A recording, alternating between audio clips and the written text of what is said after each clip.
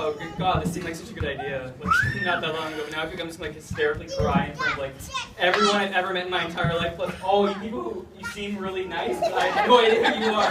So I feel like it's just two horrible things happening at once. Just to start things off, I just have to say.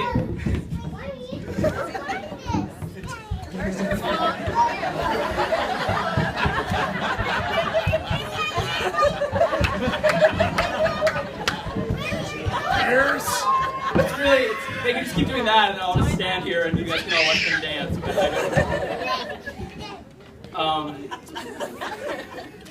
just to start things off, I just want to say when, I was writing a speech and I was practicing it and I couldn't help but be reminded of when myself and my brother and my sister were kids and my mom took such an active role in the public speaking competition they have every year at the Legion here in Trenton and probably everywhere. And every year you would help us pick a topic and we would write it together and we would spend so much time painstakingly in our kitchen writing this speech.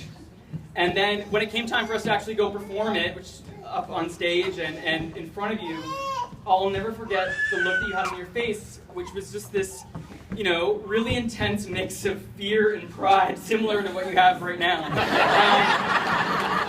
And I just hope that I can use what precious little remains of the public speaking skills you taught me back then to tell everyone in this room why tonight is so special. Which I guess is kind of obvious. I mean, you got married again, Mom. And this time you're not pregnant with me or a teenager. So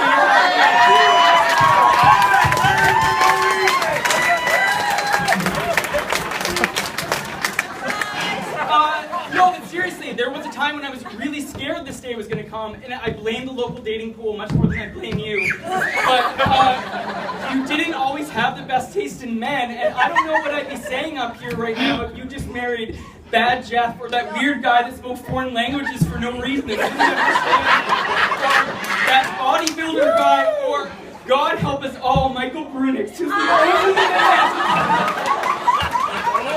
the only man that could lose to my father on the dating game. But you didn't. You didn't. You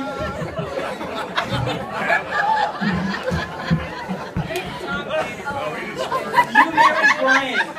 You married Brian, and I could not be happier. Although I have to say, Brian, there was one significant red flag when I found out the two of you were dating. My mom said, "Oh, I'm dating this new guy," and my sister had introduced them. I was like, "My sister? Like, if there's one person that's worse taste in men than my mother, it's my sister." I'm kidding. You don't even have a date here tonight. So. Neither do I, so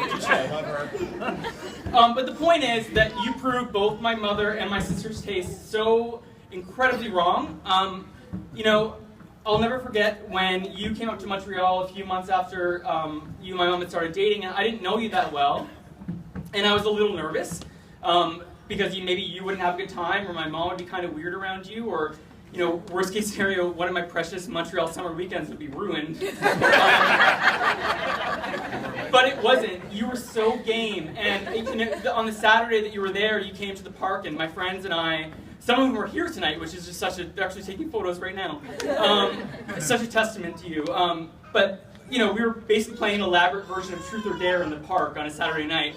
And never once did you judge the fact that a group of 30-year-olds are playing Truth or Dare in a park on a Saturday night. And then when it came time for you to participate, you just gave her. You arm wrestled this man right here, and you ran up without flinching and kissed a homeless man.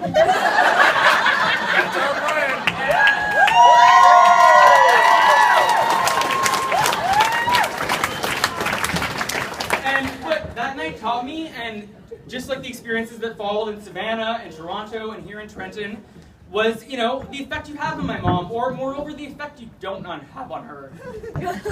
She's basically the Jennifer, the mom that I know and love so much around you, and your relationship has always felt so effortless. Sorry, I feel like I'm ignoring this other your relationship has always felt so effortless and happy and joyful, and clearly in a much more platonic sense. The same can be said for your relationship with me and my brother and sister right there. You've never tried to be our dad. You've never tried too hard to be our friend. You've just been your authentic self, and you've let us be our authentic selves, for better or worse, because we're kind of weird. And everything's happened naturally from there, and I want to thank you for that. And I need to take a drink of water before I brought it up here. Oh, right there.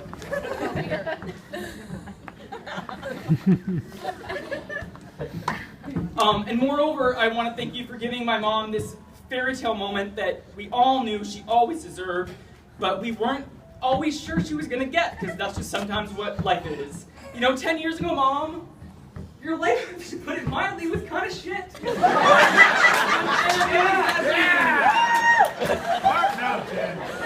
The marriage you've been in for God knows how long fell apart. The business you've been running with the lovely Cindy who's here tonight. I'm so upset she's here tonight. The business you've been running for 20 years also shut down. Your future as you knew it disappeared at the age of 40, and for a lot of people out there, that would be too deep of a hole to dig themselves out of. It would be, and it is.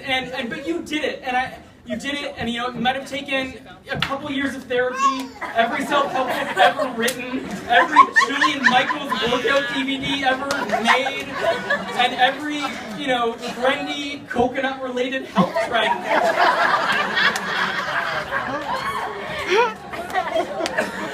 But you did it. And I'll never forget a couple Christmases ago when you turned to us and you kind of just said to us, I think I made it. And that always felt like such an understatement to me. I mean, you have your dream job. You look better now than you ever have in your entire life. It is true. And you have found such a beautiful sense of self and happiness.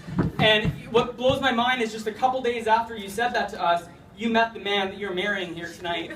And what better time to meet the person that you're going to spend the rest of your life with than a few days after you officially announce that you've met yourself.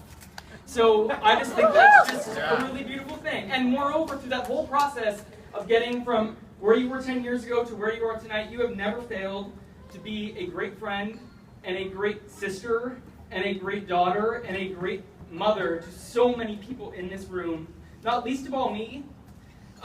You've always been a great mother, all the way through, but in the past 6 or 7 years, and I'm not exaggerating or saying this for the speech, you belong somewhere on some sort of all-time top 10 list. I always joke that when I meet a guy, and I'm a little bit scared to introduce him to my mother, and not for the obvious reasons, but because I'm really scared he's going to go from, oh yeah, he's kind of cute, to prematurely wanting to marry me right then.